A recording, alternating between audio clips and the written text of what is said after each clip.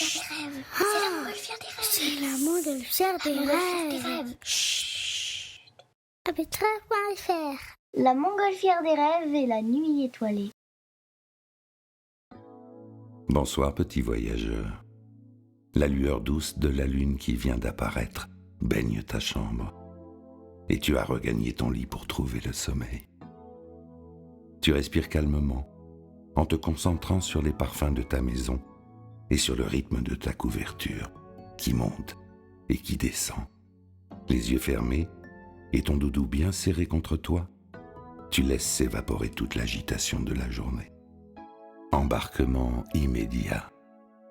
La montgolfière des rêves s'élève sans bruit dans la nuit. Tu sens le parfum frais du crépuscule qui accompagne ton envol.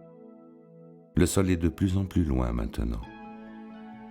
Les routes ne sont plus que de minces fils lumineux qui lézardent la ville. Le doux murmure de la brume qui se lève emplit le ciel, et la montgolfière t'entraîne vers un horizon plus doux, où le ciel sent les genévriers, le thym et les aiguilles de pin séchées.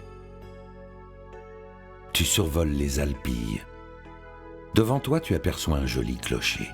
Peut-être est-ce ta destination, mais avant que tu puisses le découvrir, un grand coup de vent fait tournoyer la montgolfière.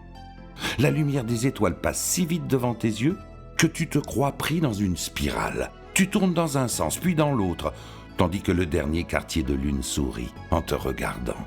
Les cimes des cyprès accompagnent ton manège en se balançant, et des lucioles tourbillonnantes donnent au bleu du ciel des nuances incroyables. Mais le manège s'arrête, et voilà que le ballon te dépose dans une cour fleurie. On appelle cela un cloître. Autour de toi, des arches soutenues par des colonnes, et au-dessus des murs tout habillés de lierre. Et dans le lierre, des fenêtres aux persiennes closes. Seule une fenêtre est allumée, par la lueur d'une lampe à huile. Toi, tu as dû encore voyager dans le temps. Tu fermes les yeux et te voilà dans une chambre toute blanche. Un lit en métal recouvert d'un boutis blanc occupe un coin de la pièce. L'atmosphère est chargée d'une odeur de peinture à l'huile et d'essence de térébenthine. C'est fort, mais très agréable. Devant la fenêtre, qui donne sur l'extérieur du cloître, un homme roux, barbu, décoiffé, travaille devant un chevalet. Tu le salues et te présentes. Bonjour, petit voyageur. Je m'appelle Vincent. Sur sa toile, il a peint le village qu'il voit de la fenêtre, les Alpilles, un ciel bleu gitane et une lune très jaune. Mais il ne semble pas satisfait. Tu ne comprends pas pourquoi. Tu le trouves très ressemblant, le dessin de Vincent.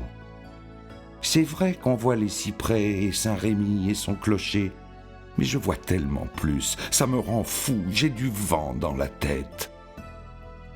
Du vent dans la tête? C'est très embêtant. Il faudrait faire quelque chose. Après tout, tu es un voyageur des rêves et les voyageurs des rêves sont tous un peu magiques. C'est vrai qu'ici, il y a beaucoup de vent. C'est ça qu'il voudrait montrer dans son tableau? Oui, mais le Mistral n'a pas de couleur. Pourtant, tout à l'heure, pris dans le Mistral, tu en as vu des couleurs. Et il y a des choses invisibles qui bouleversent ta façon de voir ce qui t'entoure. Raconte-moi, petit voyageur. Alors tu racontes les spirales qui se croisent, les étoiles qui tournent, les lucioles qui dansent, les nuances du bleu, la magie qui entoure le sourire de la lune. Et buvant tes paroles, Vincent fait danser son pinceau sur sa toile et donne à son ciel tous les mouvements de la danse incroyable que tu lui décris. Tous tes mots prennent vie sur sa toile. C'est encore plus beau qu'en vrai. Tu es fasciné. Il se recule pour regarder son œuvre, transpirant, barbouillé de bleu et de jaune. Une larme de joie roule jusqu'à sa barbe. Tu admires le tableau, ému toi aussi. Vincent te caresse la joue et dépose un peu de peinture dans tes cheveux emmêlés. Et tu remontes dans la montgolfière, dans la nuit étoilée. Le Mistral soulève la montgolfière dans son souffle puissant. Tu quittes les parfums de la garrigue et tu prends la direction de chez toi. Tu reconnais bientôt les lumières de ta ville et les toits de ton quartier. Tout en douceur, Tu retrouves ton lit bien chaud et ton doudou. Tu fermes les yeux en te demandant quelle couleur Vincent a encore bien pu faire danser sous son pinceau.